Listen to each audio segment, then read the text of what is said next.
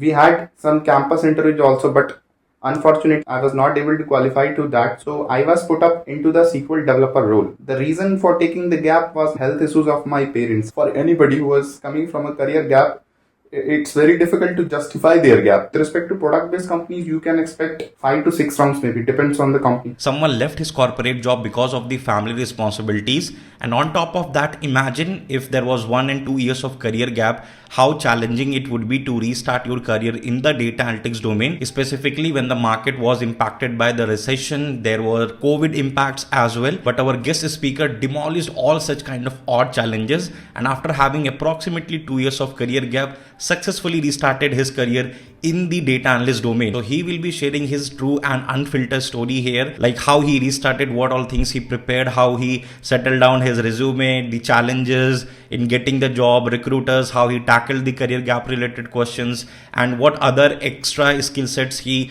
worked on, what actually helped him to get a job, and how you can negotiate if you have such type of career gaps. So watch this podcast till the very end, because you will definitely like it, you will feel motivated. And also let me know in the comment section if you have some kind of career gap, then what kind of challenges you have faced or you are facing at this moment. And a very quick announcement for all the aspiring data professionals, specifically the aspiring ETL developers and the analysts, that our most affordable and industry project oriented bootcamp, low code SQL driven ETL with DBT, is going to start from the 11th of May. Yes, the bootcamp is launched and the live classes will be starting from this 11th of May. So hurry up. If you haven't enrolled yourself in this bootcamp, then do it right now. Link has been given in the description, and first 100 users can avail amazing discount offer by using code FIRST100. And also you can visit www.growdataskills.com. In this bootcamp, you will be learning everything about DBT, means data build tool, from the basic to advanced, and you will see how you can create effective SQL driven ETL pipelines. After the live classes, we will be taking your live doubts as well, plus offline doubts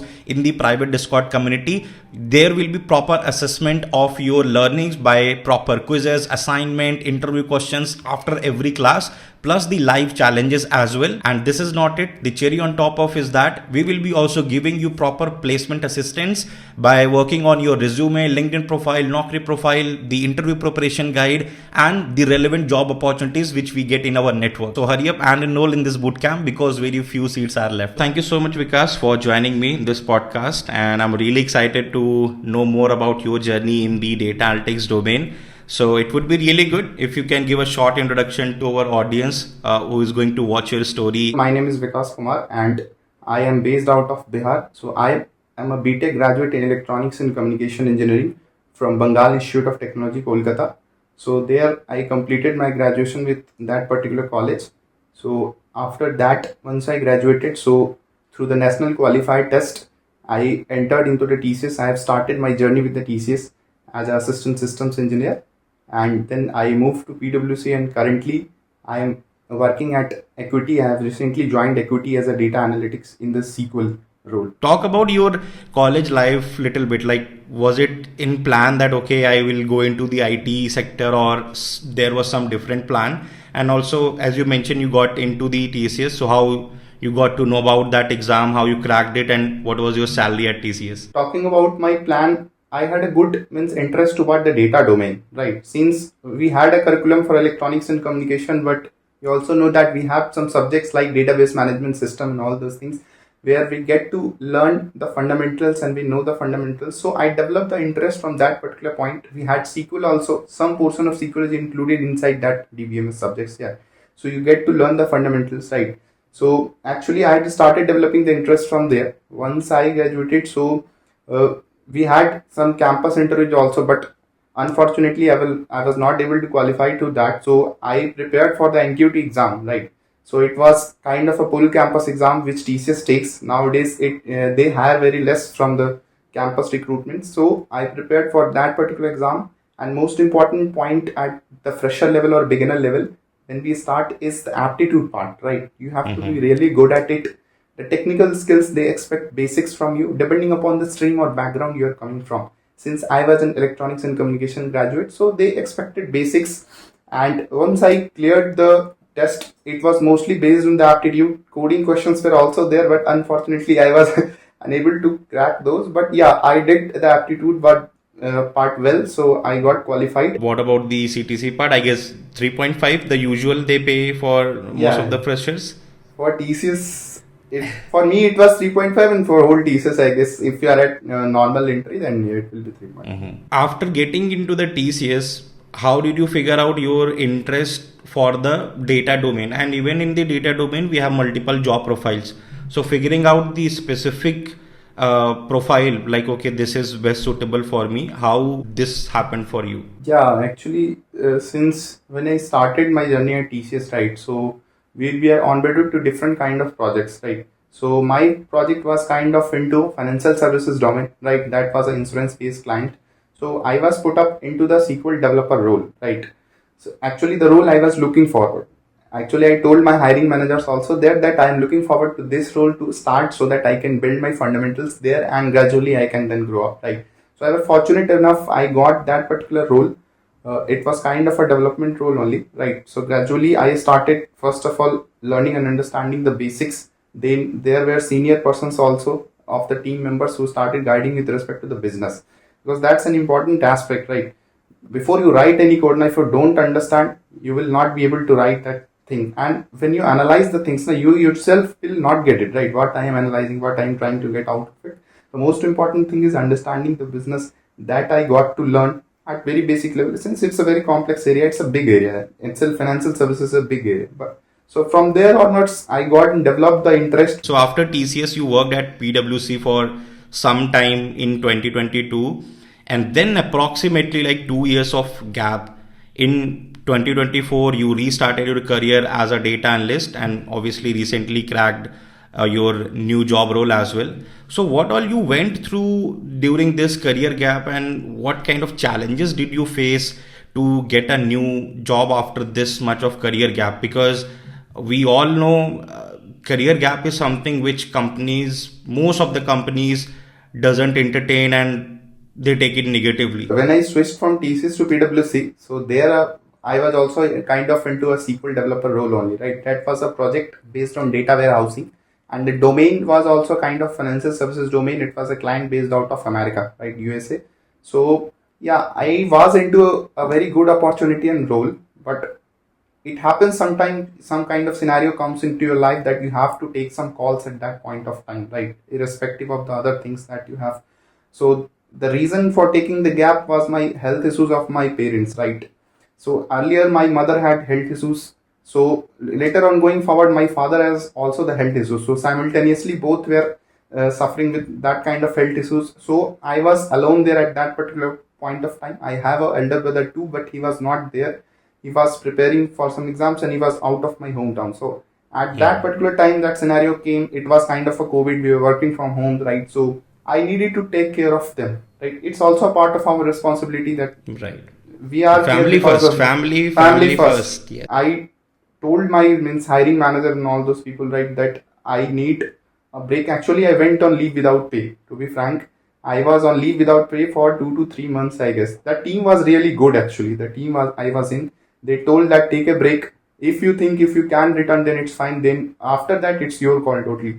So after that, I thought it's very difficult to manage and continue. So I told them that yeah, I will be leaving. So thereafter I resigned and I served the full notice period also, because I wanted early release, but they won't, right. It's kind of a policy that everyone has to follow. It's not in everyone's hand, right. So I served the notice period there. Then after serving the notice period, when it ended, then I thought that we can't sit idle, right. We have to upskill ourselves also, as for what time permits, what time I do get in that particular period of point of time. So I brushing up my SQL part on my own, since I had a good understanding of that part. So started practicing from the websites and all those things. So later on, I was also hoping that only SQL will not help me to just gather good opportunities. There are multiple source of opportunities out there, right. So let's plan or think for a boot camp, right. So I searched on the internet, and kind of through normal hovering only. I was hovering that which one is better, and from affordability point of view also. That's an important aspect, that yeah, people charge a hefty and a very lot of amount for these things. Today it has become such kind of scenario. Yeah, but fortunately I was following your YouTube videos too earlier. The e-learning bridge I have followed earlier also, to be on the frank side. So with respect to Python and other basic small short videos that used to come on various technical concepts, right, that I used to follow. So thereafter I got to know that you have launched this particular bootcamp. So I thought, let's start this journey with respect to this bootcamp, and once I complete, we'll look forward for the opportunities, and thereafter it went. Would you like to throw some light on the challenges as well? Because I'm assuming that even to get the interview calls, to convince the recruiters wouldn't have been that much easy for you. Like, you were coming after some gap. So would you like to talk about that one? How did it went? How companies took it? Good side, bad sides, if you want to talk about it. Look, the thing is that since you are coming from a career gap, for anybody who is coming from a career gap, it's very difficult to justify their gap, right? That's the most important thing the interviewers ask, that what were you doing during this particular period of time, right? Since you are not working, you have not worked on any real-time project, you were off. So at that point of time, challenges comes. So first challenge is basically to getting your profile shortlisted. This is the most important challenge we face normally, because for one or two positions you see thousands of applications are there. Do we frank, when search on Naukri, on LinkedIn also, you can see multiple applications. Within a minute of job posting or two, you get a lot of applications, because there are a lot of competition in this particular market, right? So first of all, you have to work on resume part very well.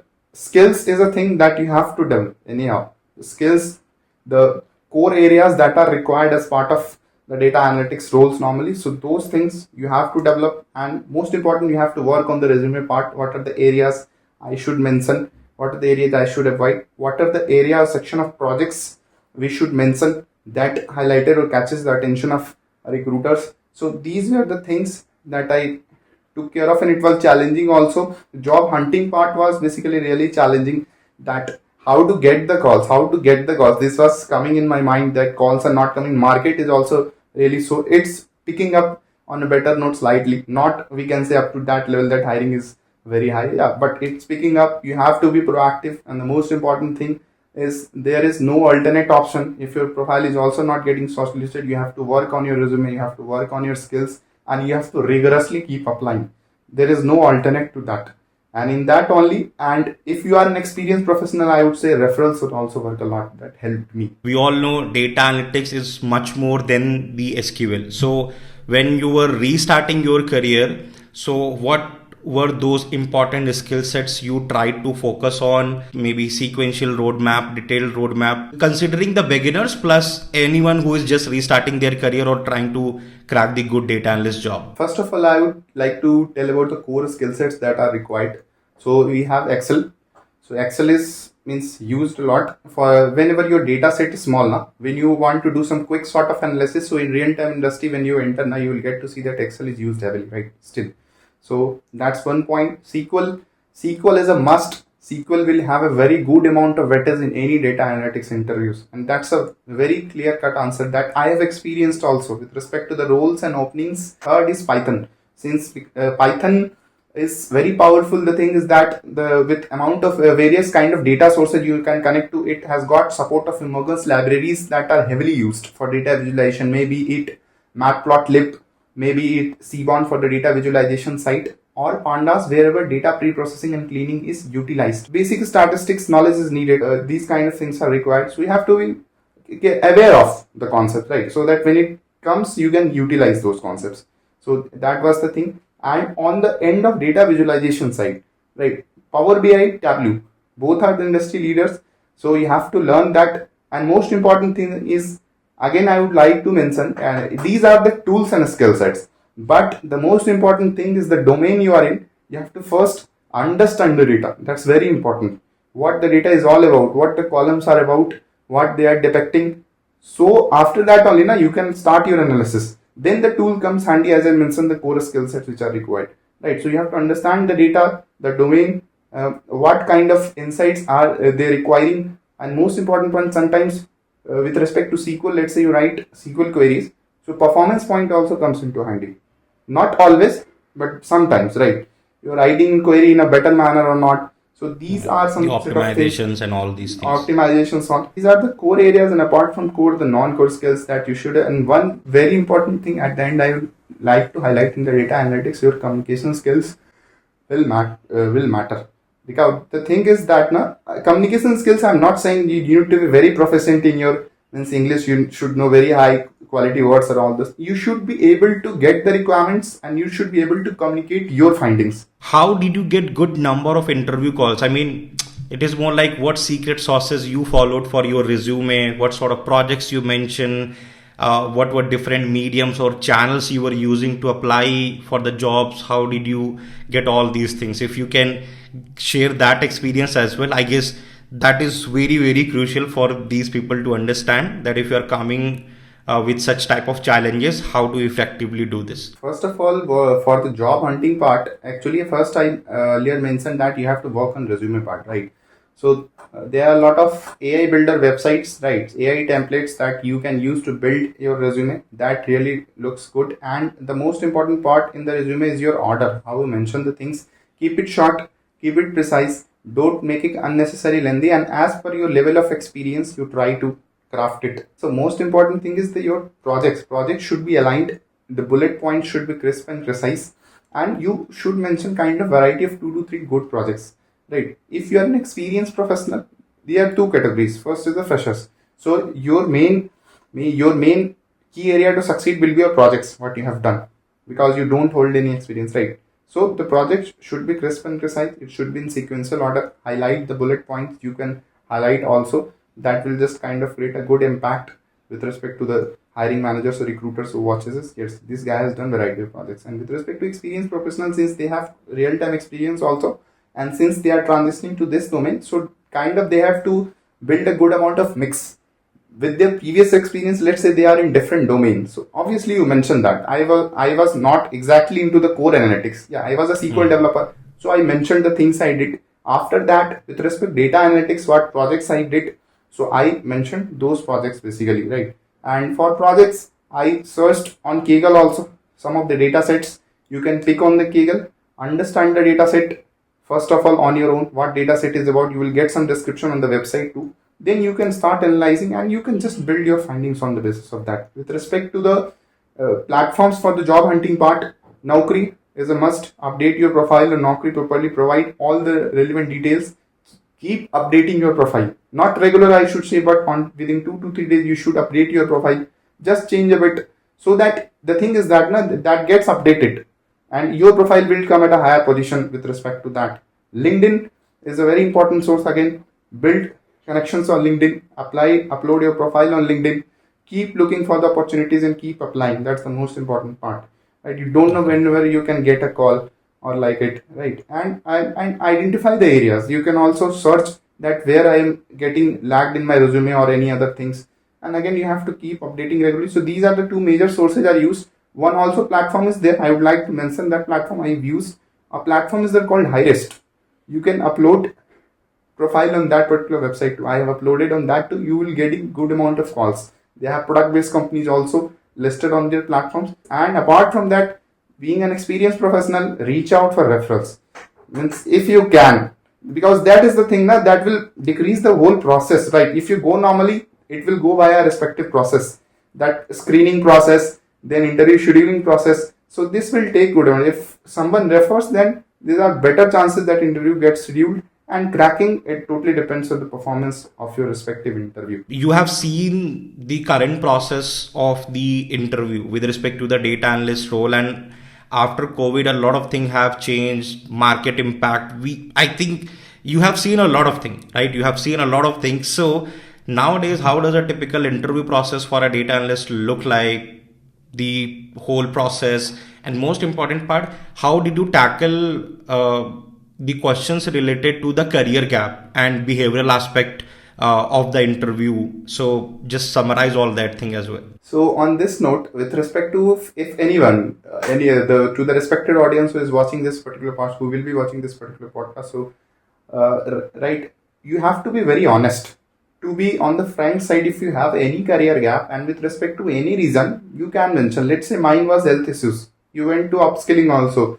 So you left it because of some upskilling reason, because of some health issues, other some personal issues, be very frank and precise in anywhere it asks. Maybe starting from the screening, HR will definitely ask you. Lot of HRs have asked me on call that why you took the gap and this much, why this much, right? If it's a 4 month, 6 month, it's fine. So whenever that limit goes above 1 year, they will start cross questioning you. So just be frank and be honest, right? Rest leave upon them. If they consider the profile suitable, your skills suitable, then obviously your interview will be scheduled, right?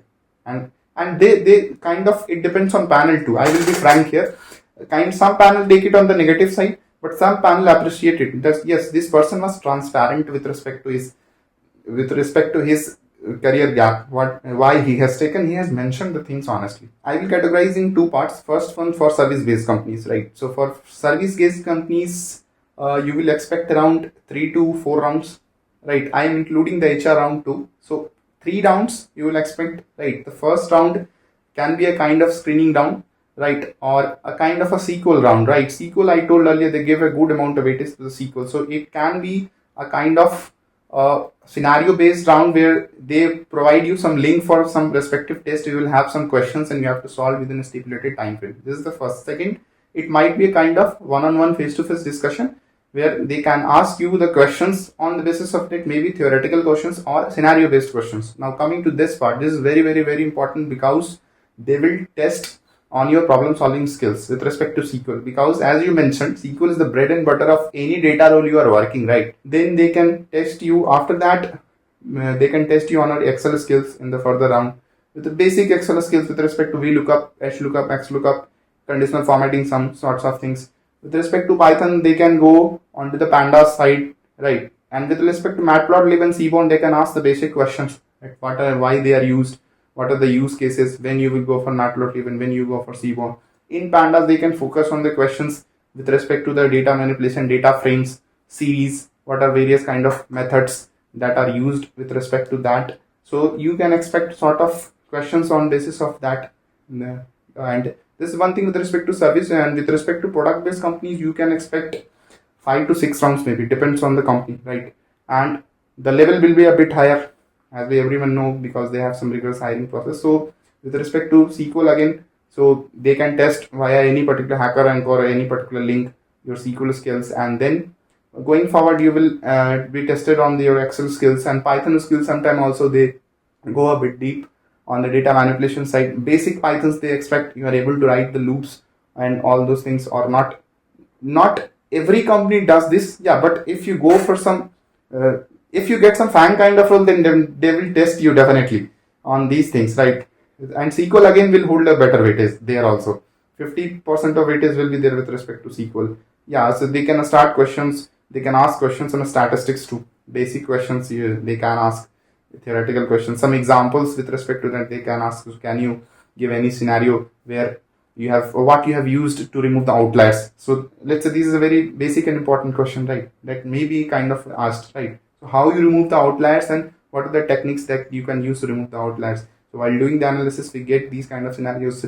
Let's say we have 100 data points, 1 or 2 data points will be abnormal with respect to the other data points. They may have a huge value. So yeah, these are the areas, and rounds will be more here. It will be kind of more rigorous, and later on going forward, you may be kind of ask some case studies. If I'm kind of experienced professional, I guess it will be kind of a case study kind of thing also. Aptitude kind of skills might be tested. So that depends totally.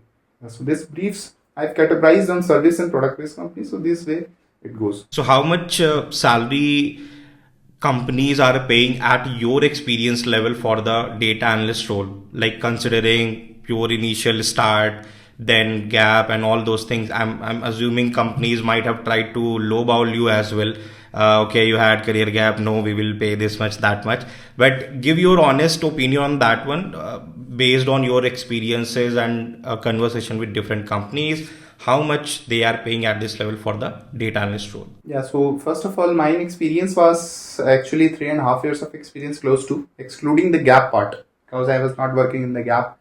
And so at my level of expertise, so first of all, I would like to mention, if you are a fresher, then don't always think that I will not be getting that good amount of salary, right? This is a real big misconception. I have seen people who at a fresher level have cracked around 8 and 9 NP at the start only. That normally doesn't go like this, right? 3, 4, 5, that's the bucket they start with respect to freshers. But yes, for data analytics role, you are really good with the skill set. If you have that problem solving skill sets now, so you can back at this range of offers too. So right, around 10, 9, 10, right? And again, it depends, right? But yeah, this is the range what I have saw with respect to some of the people. Not everyone, but you have that skill set, you have that problem solving ability. Companies are paying, right? They want the good candidates in their bucket. So that's the thing. And with respect to my level of experience, it totally depends on your what was your previous company. Very important. What was your previous salary? Because the hike you will ask will be with respect to your previous salary, right? You can't ask for anything, right? So they will give. So this is the scenario with respect to your previous salary. So in my case, I would be very frank, and my salary was around 7.5 earlier at PwC, my last drawn salary. So they offered me at this particular company, which is Equity Knowledge Partners. The company name is Equity Knowledge Partners. So it's kind of a finance and research analytics company, right? So company is really good. I went through it. Fortunately, this company valued my skills, and I was offered around 12.5, right?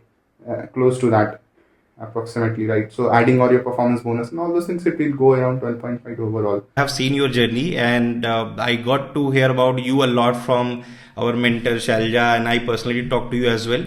So yeah, it definitely shows your enthusiasm for upskilling and just fighting with the challenges. So I am personally happy, very, very much happy for you. Like to mention the respective audience, like Sasanch is a really good person, basically as a nature of human being, is a really good person. He has brought a really good platform at the affordable price, sitting at home. The most important thing is your enthusiasm. You have that enthusiasm for tech or not, right? You can learn the things, and if you follow the sequential order, if you can't attend the live sessions recorded are also there. On last note, just about 𝗟𝗲, the mentor, she has been really good. She is a really good person by heart also, and she helped a lot through the entire boot camp. And I have literally got every answer she responded. Maybe it on a personal or in a group chat, she had responded. Her hard work shows, and we can see the success stories of a lot of candidates just doing good from your DE bootcamp also, and from the analytics bootcamp also. Yes, she is the best, no doubt about it. And it's all about the cumulative effort. Together we all are strong. That's the thing. So thank you so much, Vikas, for joining us today and sharing your wonderful experience with the audience. And I know a lot of people will feel motivated after watching your journey, that if you can do that, yes, they will also take the inspiration and will try to restart their career if somebody is stuck in the similar situation. So yeah, from my side and from this entire audience side, a very, very big thank you. So this is what I had in this amazing podcast. I'm pretty sure you would have enjoyed this entire experience of Vikas and how he basically restarted his career as a data analyst. Like this video in the big numbers and share this video among your fellow friends. If you're new to the channel, then make sure to hit the subscribe button and press the notification icon as well. And don't forget to enroll yourself in the DBT Bootcamp. Live classes are going to start from the 11th of May. Link has been given in the description, or you can visit www.growdataskills.com. First 100 users will be able to avail amazing discount offer by using code FIRST100. So hurry up, and I will see you guys in the live classes.